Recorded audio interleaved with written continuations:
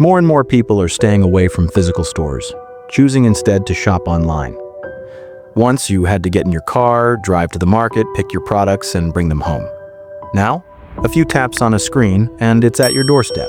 But don't blame yourself. Our screens are designed to keep us hooked all day. Anything you want is just a click away.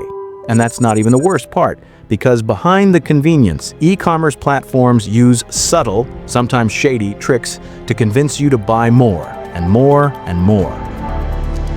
E-commerce giants don't just sell products, they engineer desire. Every click, every scroll, every pause, it's all tracked, analyzed, and fed into algorithms. They know when you're about to hesitate and exactly how to push you forward. I mean, it's really a science. We were constantly developing new ways to get you to buy, influencing your behavior in subtle ways that you'd never even realize. Have, a certain sentence that says, free shipping if you purchase $25 or more.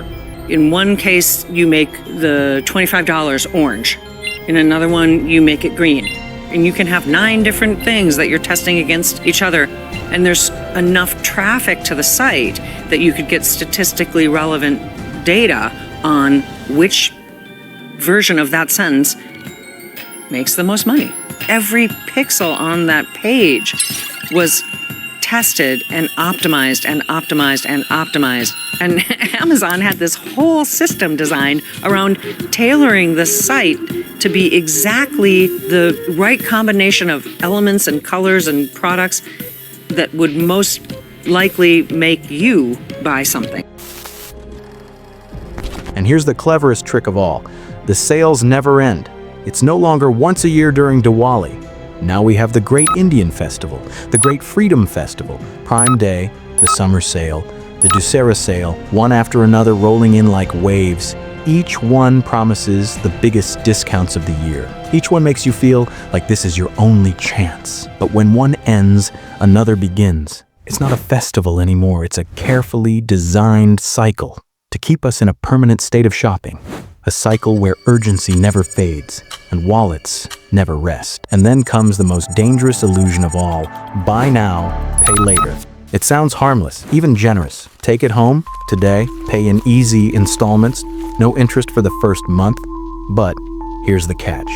BNPL removes the one thing that usually makes us pause: the pain of paying. When you hand over cash or even swipe a card, your brain feels the cost. But with BNPL, that moment of friction disappears. That was the point, was to reduce your time to think a little bit more critically about a purchase that you thought you wanted to make. You're not spending money, you're borrowing it from your future self. And this is exactly what companies want. Because if payment is invisible, you buy more.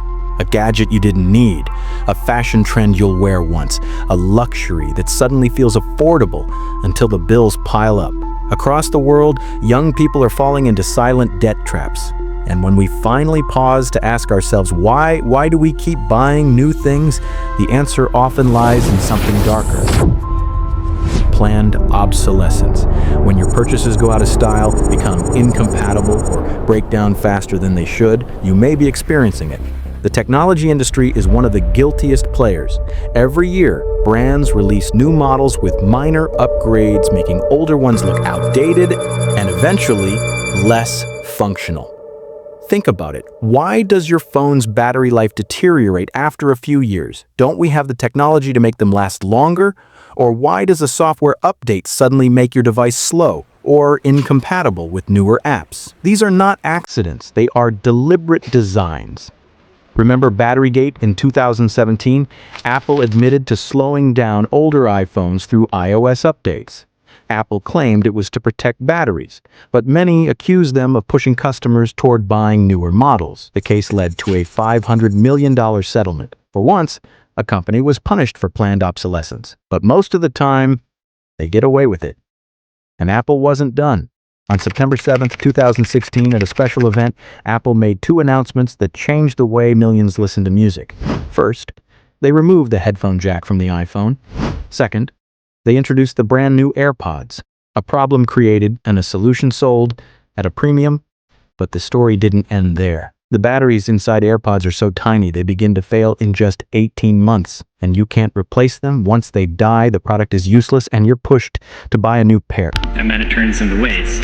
There's something like 13 million phones thrown out every day, which is just a crazy, mind-boggling number. And if you think about that in aggregate, it's that we're all replacing these things every 2 or 3 years, even though they are incredibly advanced and expensive, and in some ways almost the pinnacle of our industrial capability as a civilization. They are basically throwaway objects. And so I look at that and I think, that's really broken. That's broken across every possible way that you can look at it. It's not just gadgets. Almost every home appliance today is designed with planned obsolescence in mind. Refrigerators, washing machines, dishwashers, they don't last as long as they used to. Newer models come packed with Wi-Fi connectivity, LCD screens, and fragile parts. Repairs are costly, replacement becomes cheaper, and the cycle continues. And despite all of this came an even darker revelation. In 2021, ITV News uncovered what happens inside one of Amazon's vast warehouses in Scotland. Every single week, 130,000 items were marked with a single word: destroy. The numbers echoed a French report that found Amazon threw away 3 million items in just 9 months.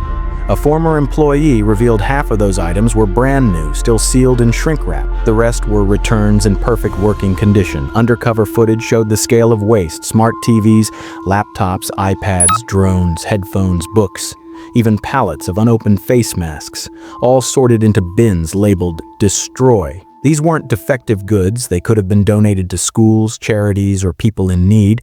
Instead, they were dumped into containers, loaded onto trucks, and hauled away. Some to recycling, others to landfill. But why? Because for Amazon, destruction is cheaper than storage. For third-party sellers, it's often cheaper to let Amazon dispose of items than to keep paying warehouse fees. This isn't just about Amazon, it's about the system. A system where destroying value is more profitable than preserving it. And for Amazon, it was just cheaper to dump them than it was to try to redistribute them. Every year, humanity generates more than 2 billion metric tons of waste. Fashion alone produces 100 billion garments annually. 92 million tons end up in landfills. That's a garbage truck of clothes, dumped every single second. And clothing waste isn't just what we see. Most modern fabrics are made from plastics like polyester and nylon. Every wash cycle sheds microplastics that flow into rivers. Scientists estimate 500,000 tons of these fibers enter the seas every year. That's the same as dumping 50 billion plastic bottles into the ocean. Electronics tell a similar story. In 2022, the world generated 62 million tons of e-waste. That's 1.5 million massive trucks, enough to circle the entire planet bumper to bumper. Inside those trucks are discarded phones, laptops, chargers, and batteries, many filled with toxic metals that poison our soil and water. The scale feels overwhelming, but it isn't hopeless. Change is possible. Companies must design products that last longer, can be repaired, and can be recycled, not thrown away. Governments must enforce stricter laws, ban planned obsolescence, and hold corporations accountable. And we, as consumers, must rethink how we shop. Choose quality over quantity, repair instead of replace. Support sustainable brands and recycling systems, because if we don't change how we produce and consume, the mountain of waste will only grow, burying not just our landfills, but our future.